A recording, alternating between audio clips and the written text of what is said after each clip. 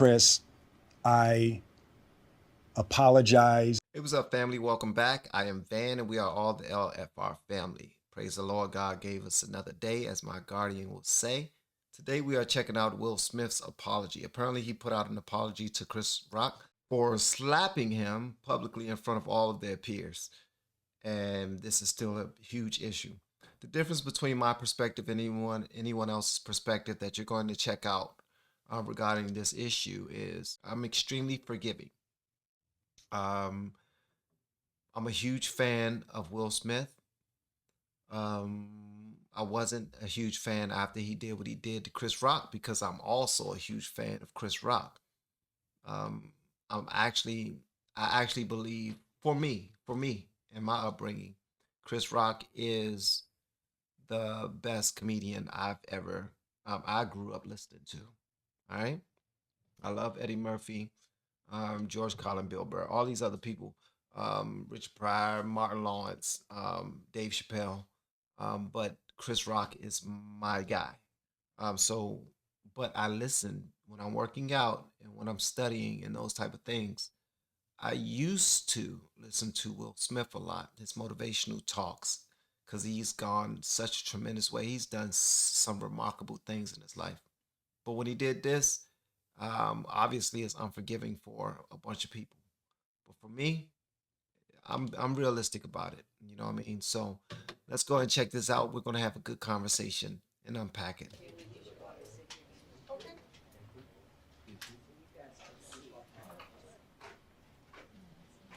Mm-hmm.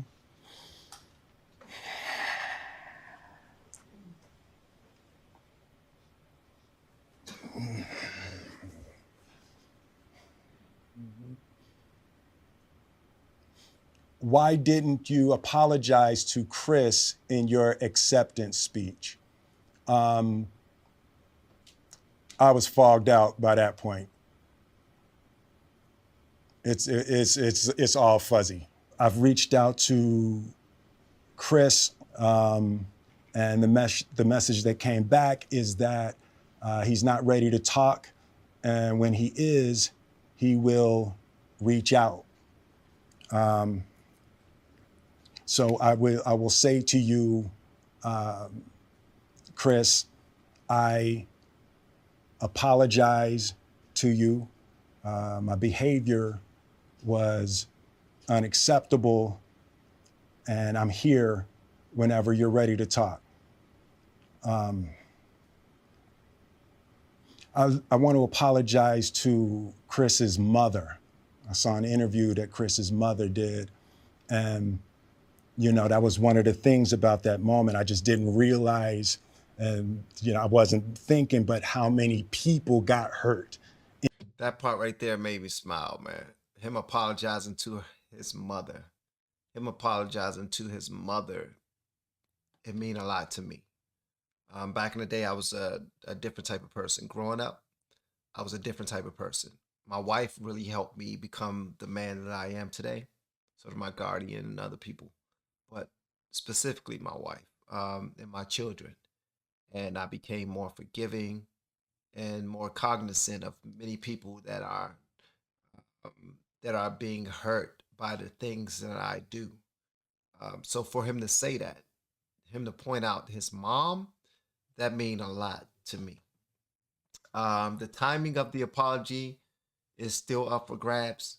We're going to talk about that in a little bit because I have a lot to say about that.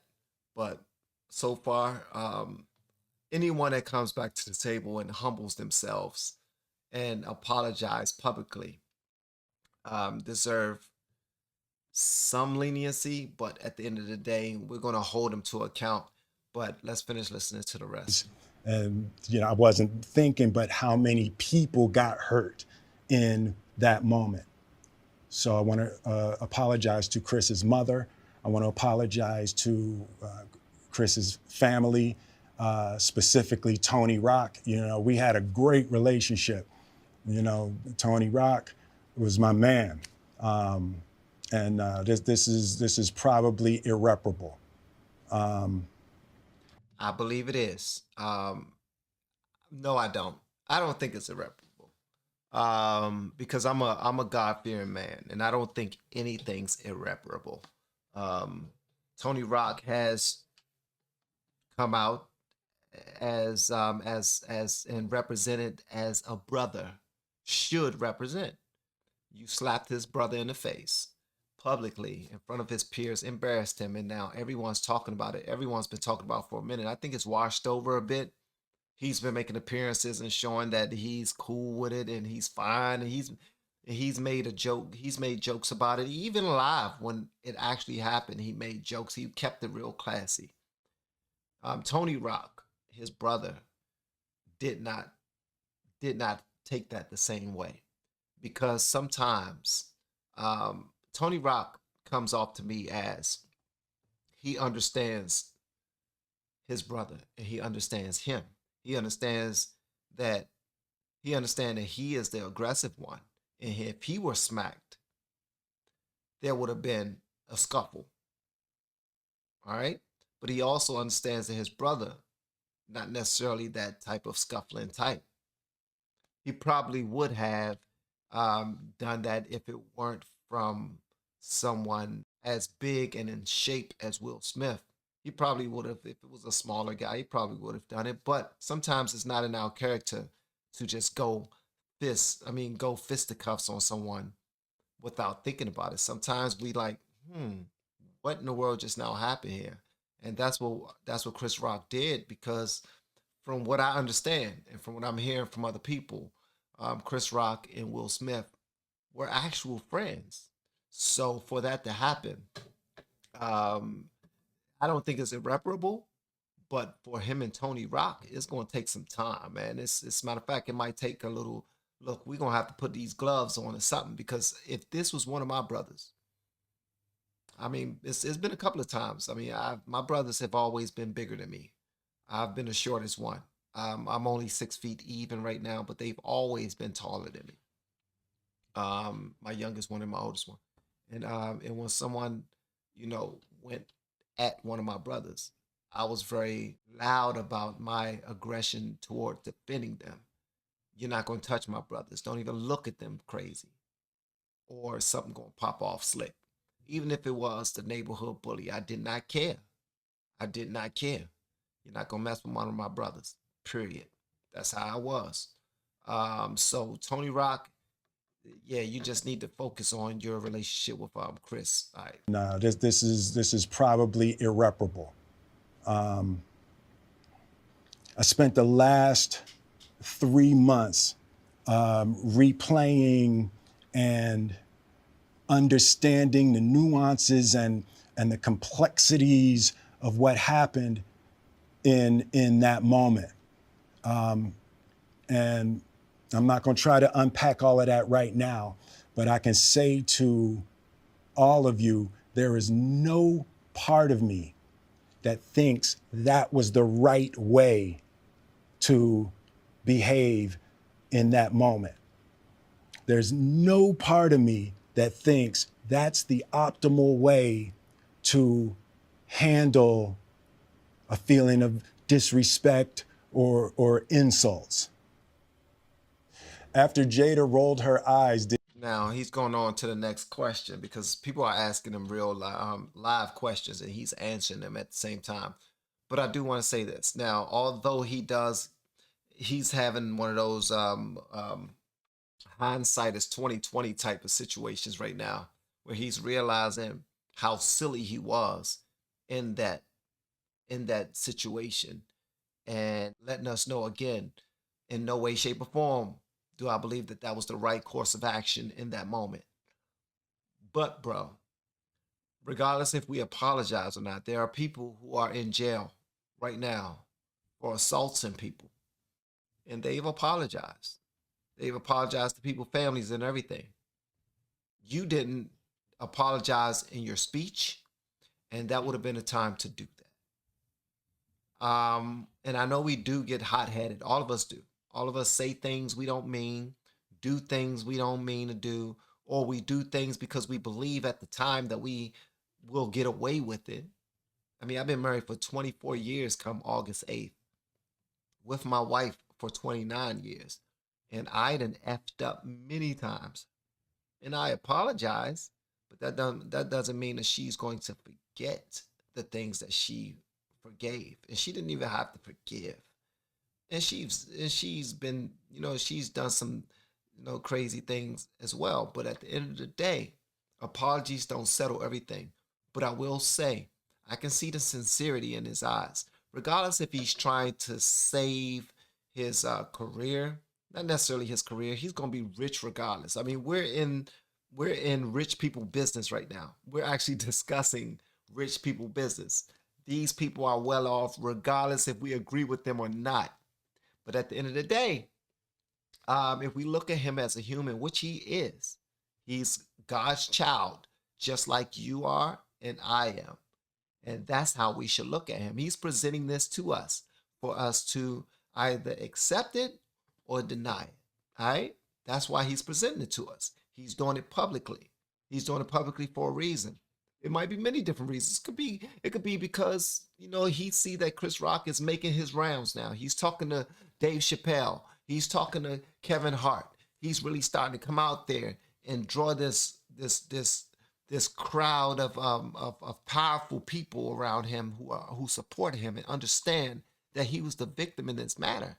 And now they are really appreciating him and doing all these things just to show that they love him. And look, bro, we all have been there before.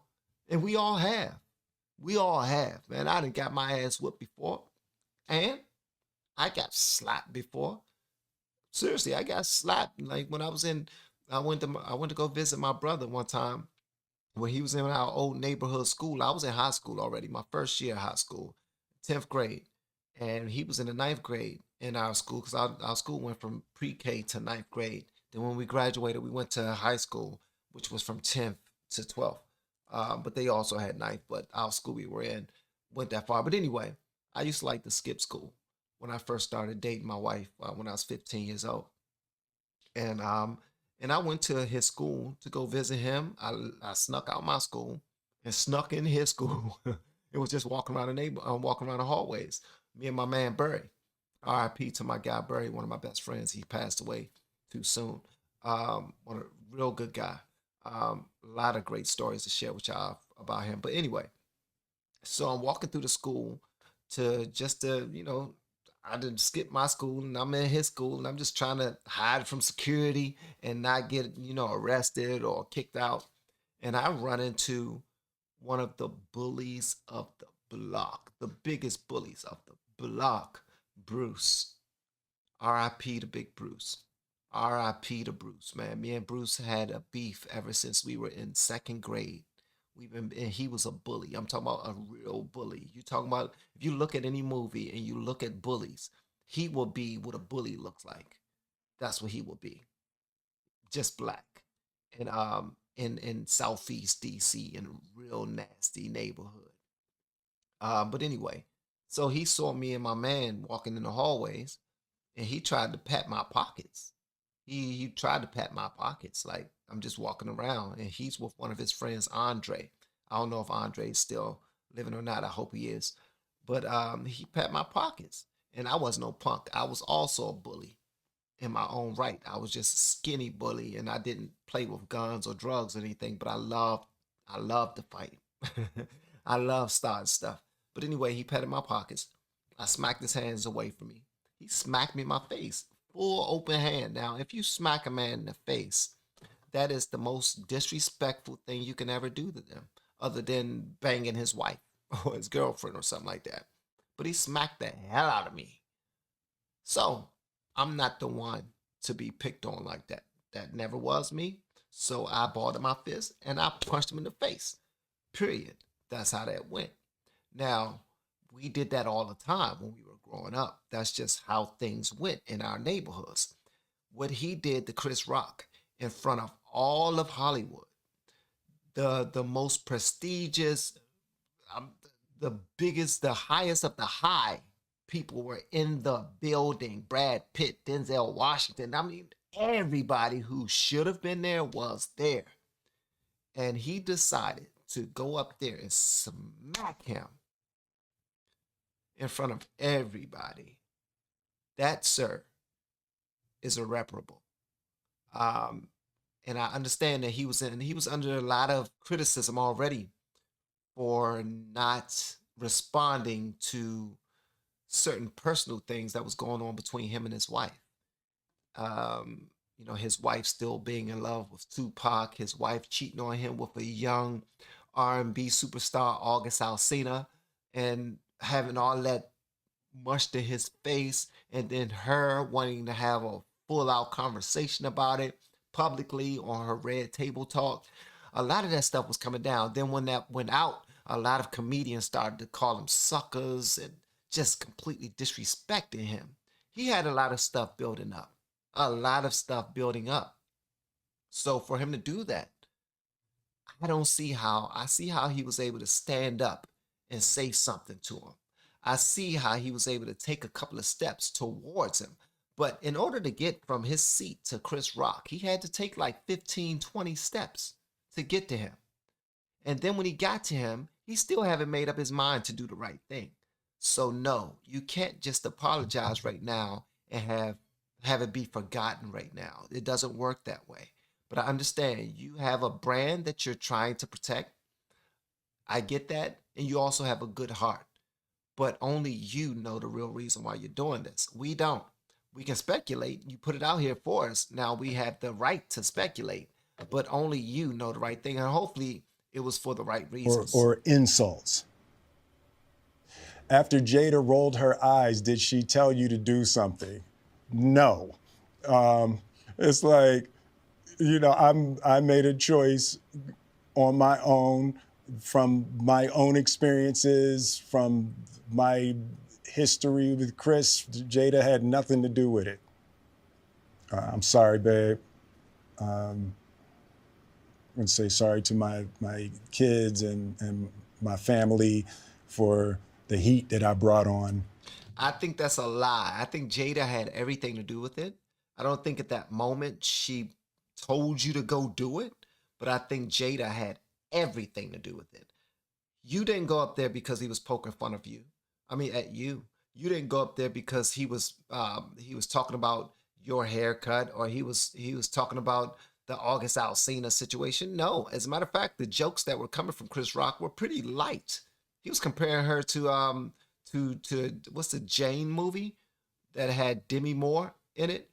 It was light. It was light. In the first excuse about alopecia being the reason why you went up there.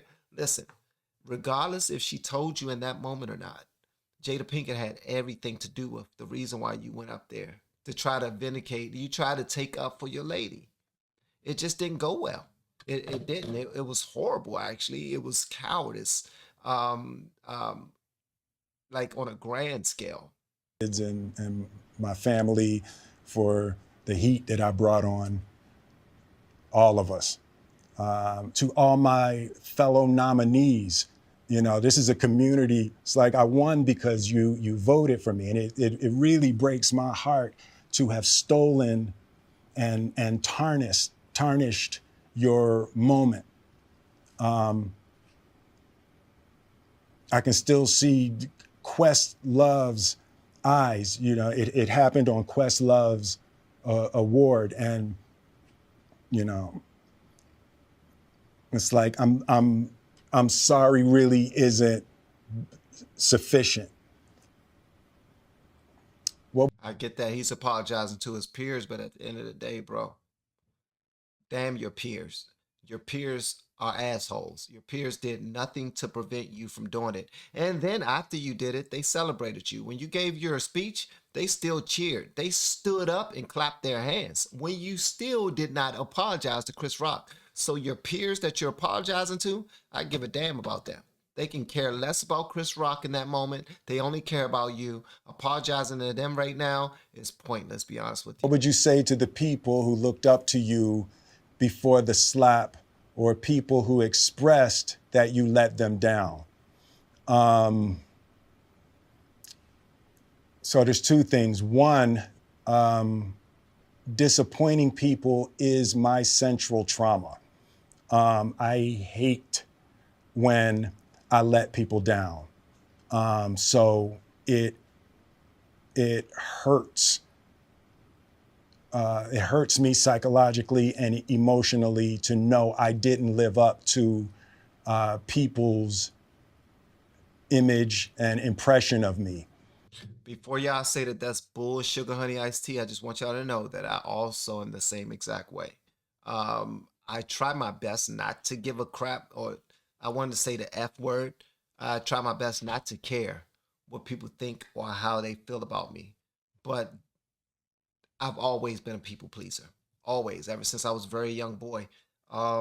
Because that's how I first found my community. That's how I first found smiles. I first found people embracing me because I was able to show them something that was worth embracing. Like I was able to sing a song unlike other people. I was able to dance unlike other people. I was able to like emulate jokes that I heard from Eddie Murphy or something like that. I was able to do certain things entertaining people or just being a good person, opening doors, going to the store for people, doing things, taking up for people, whatever I could just to make sure that I was in good favor with you, in good favor with you, in good favor with you, in good favor with you. And that's something that I actually this part right here, I'm with them on this because I also deal with the same exact thing. People's image and impression of me. And the work I'm trying to do is I am deeply remorseful, and I'm trying to be remorseful without being ashamed of myself, right? I'm human, and I made a mistake, and I'm trying not to think of myself as a piece of shit. So I would say to those people, I know it was confusing. I know it was shocking. But I promise you, I am deeply devoted and committed to putting light and love and joy into the world. And, you know, if you hang on, I promise we'll be able to be friends again. Now, I don't know exactly who he's talking about, but I will only assume that although this is about Chris Rock, I believe that he's saying I will hope that we could be friends again. I believe he's talking to his supporters. I think he's talking to the people who eat up his positivity, eat up the light that he feeds into the world. I believe he's talking to those people.